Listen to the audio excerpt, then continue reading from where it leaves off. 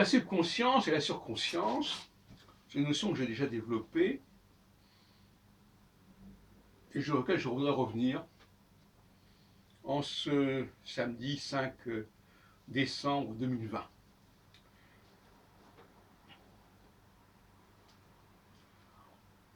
La subconscience, c'est quelque chose qui ne nous est pas donné par le monde extérieur, mais par l'intérieur. La surconscience, c'est ce qui nous est apporté de l'extérieur. On retrouve cette problématique dans le livre du prophète Jérémie pour la Nouvelle Alliance. L'Ancienne Alliance, c'est en quelque sorte la surconscience. La Nouvelle Alliance, c'est la subconscience.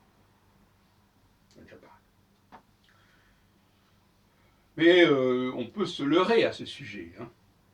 Les gens prennent pour la subconscience qu'il y a la surconscience, etc. La subconscience, être en contact avec sa subconscience, si on peut dire, ou avec la subconscience, ça va déterminer une certaine mentalité, une certaine approche du monde.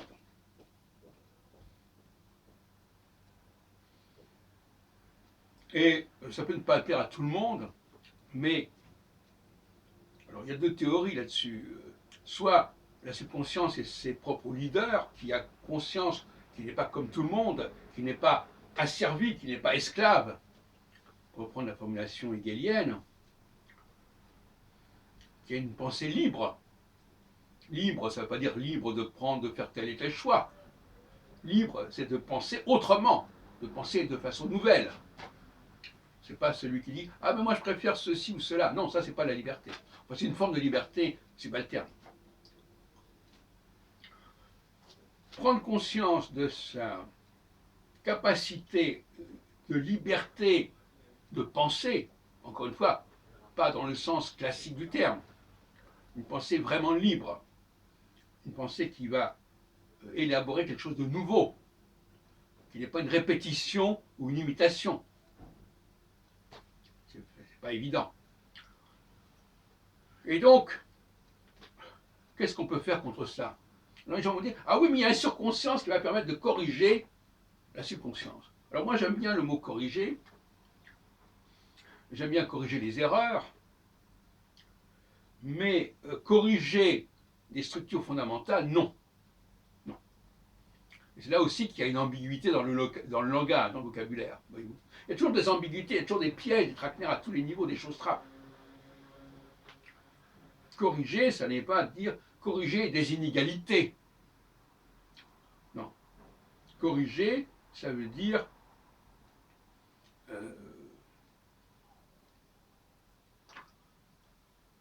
ne corriger, ça ne veut rien dire en fait compte.